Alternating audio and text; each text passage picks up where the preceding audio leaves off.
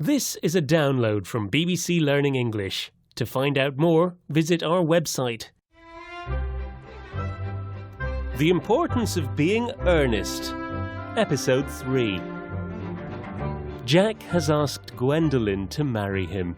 She thinks his name is Earnest, her favourite name, and has happily accepted.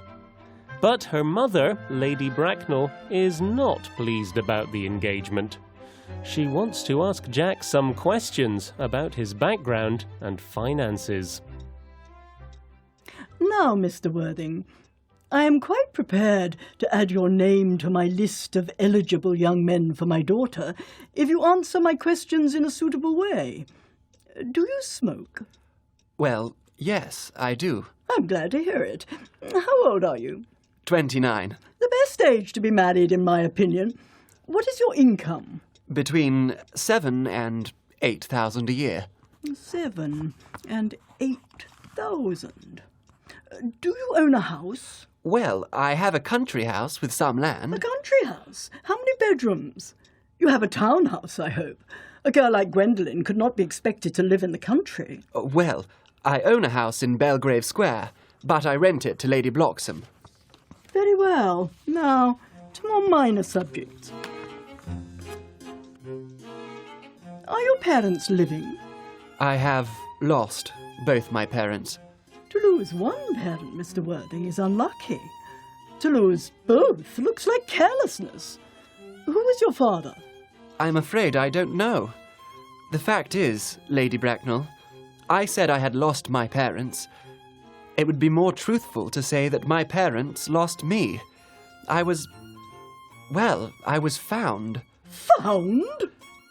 The late Mr. Cardew, one of the kindest gentlemen I've ever met, found me and gave me the name of Worthing because he happened to have a ticket for Worthing in his pocket at the time. Worthing is in Sussex. It's the most delightful seaside resort. Where did this kind gentleman find you? In a handbag. A handbag? Yes, Lady Bracknell. I was in a handbag. A rather large, black handbag with handles to it. And where did Mr. Cardew come across this ordinary handbag? In the cloakroom at Victoria Station. It was given to him by mistake instead of his own. The cloakroom at Victoria Station? Yes. Mr. Worthing, I have to say I feel rather confused by what you have just told me. To start life in a bag, whether it had handles or not, shows a lack of respect for family life. As for the bag being found in a cloakroom at a railway station, that isn't the best way to begin a successful life in society today. May I ask you then what I should do? I would do anything to ensure Gwendolen's happiness. I would strongly advise you, Mr. Worthing, to acquire some relations as soon as possible, and to try to produce at least one parent. Well, I don't see how I can do that. I can produce the bag now. It's at home.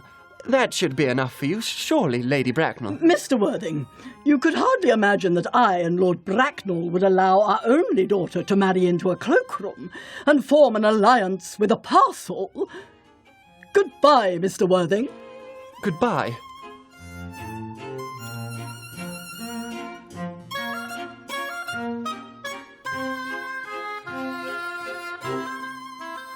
How did it go?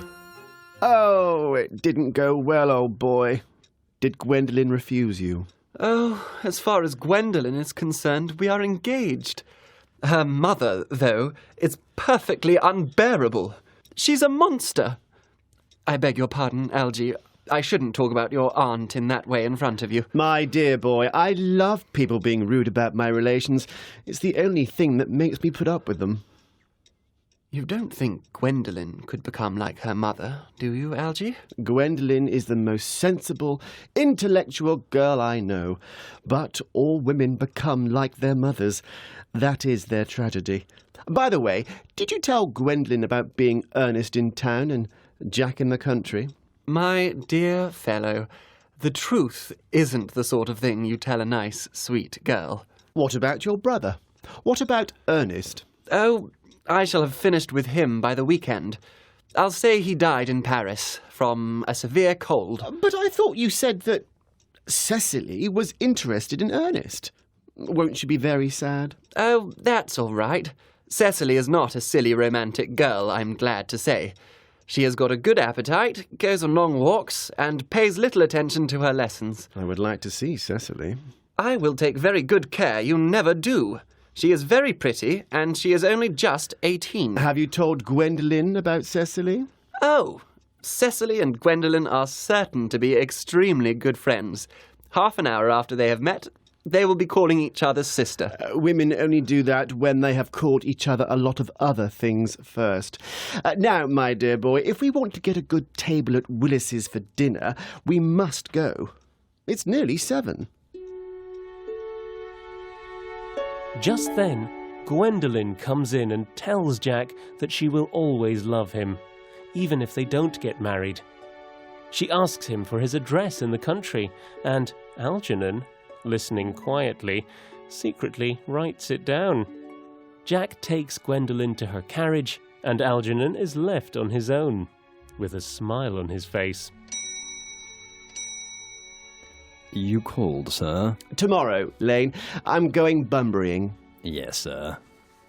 I'm going to Hertfordshire. I shall probably not be back until Monday.